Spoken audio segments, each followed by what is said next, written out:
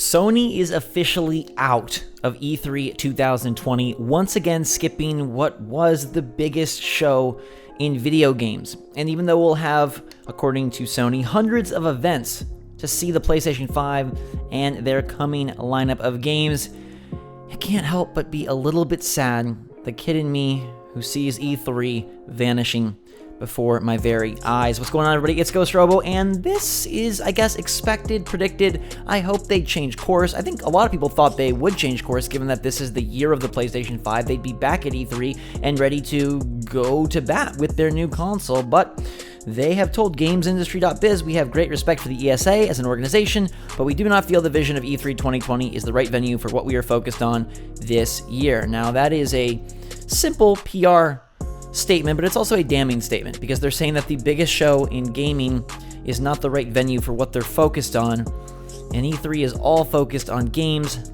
the latest, the greatest, the biggest, the boldest, so you'd think that their visions would line up perfectly, and yet they don't. Let me know in the comments down below if it bothers you that Sony is skipping E3. I know, we're going to have tons of chances to see PS5.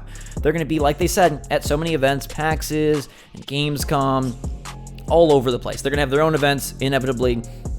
They're going to have plenty of marketing and plenty of chances to see, hear, probably even touch and feel the PlayStation 5 controller and its games, but I can't help but be sad to see my favorite week of the year disintegrating.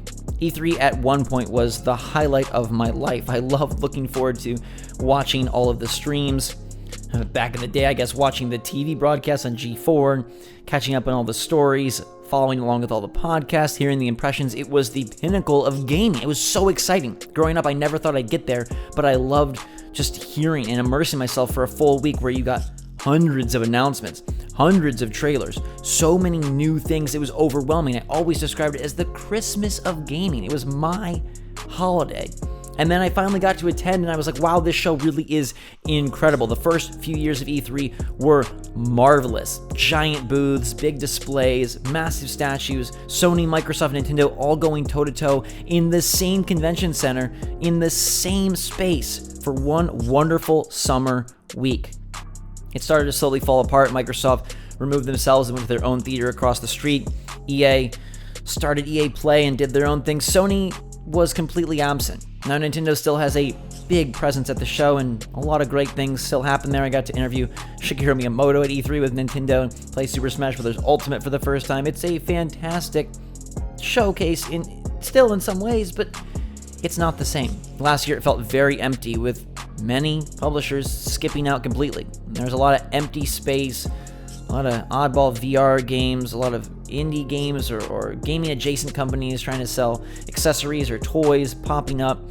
This year the ESA has said they're planning to do things really weird by incorporating athletes and celebrities in tournaments and Q-tainment, where you're partaking in games or phone apps or something while you wait in lines.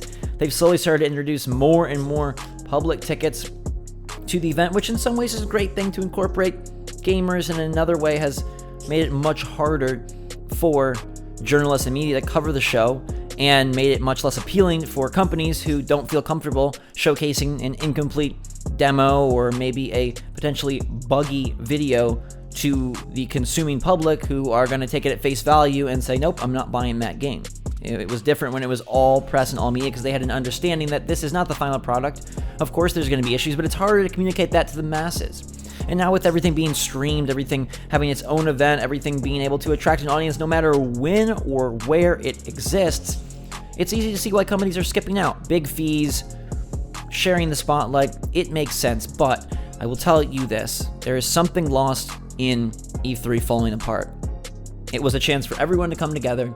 It was a chance for all the developers and publishers to bring their best work to the table and say, here's what we've been working on. It was the science fair of gaming, and it was so exciting as a kid and as an adult to watch. And I hate to think that the kids of today who are just getting really into gaming, who are so excited for the PS5, who can't wait to see what games release fall 2020 and beyond, they don't have the opportunity of E3. And maybe they won't miss it because they don't even know it. But it's different when it's a State of Play here, a Direct there, an Inside Xbox over here, the Game Awards, 5 PAXs. It just isn't the same. I think there is a great benefit in spreading gaming across the globe and across the masses. But I think something is lost. There's a little bit of dilution. It's not as concentrated. And some parts of me would rather have one big show than so many pockets, little flashes. Because you then get so hyped for some of these presentations and expect the world, and they just can't deliver because it's one company, or it's one of 10 presentations. And so we get little blips here and there, and it appeals to the hardcore, the niche of the specific game or the genre that they're covering, but it doesn't have the all appeal, the universal palooza that E3 has been. I'll still attend the show. I still want to see what Nintendo has on offer. Ubisoft will be there. Capcom, plenty of companies will be there, plenty of games. There'll still be lots to do, but it won't be the same. And more the vision of what E3 once was is no longer. And does it affect the games? No. Does it change how we play them at home? Absolutely not. But there is something to be said for spectacle, for holiday, for coming together and enjoying something. In an era where we're very connected, but also very separate and struggle to communicate, I kind of hate to see one of the last big vestiges of gaming past float away. E3, will it exist in a couple of years? Probably not. Not at this rate. The other shows are seemingly more popular, attract bigger audiences, and are apparently more accessible and liked by the game makers themselves. I'll hate to say that E3 is no longer. I'm sure I'll make that video at some point in the next couple of years, and that will be a huge bummer. But nonetheless, Sony will be showing off the PS5. We'll get to see it probably soon before E3. I'm sure they'll have a big showcase. They'll highlight tons of games. They'll spread them across the globe at different events.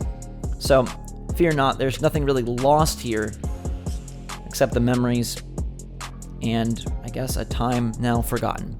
Give me your take in the comments down below, everybody. I'll put a link to the game industry article if you want to read it verbatim. Until next time, thanks so much for watching. Hit that like button if you're still excited for the year of gaming. It's still going to be a great one, even if the greatest show on earth isn't really all that great anymore. Drink so much, everybody. I love you a lot. Be good to yourself and others out there. Until next time, we will see you all later.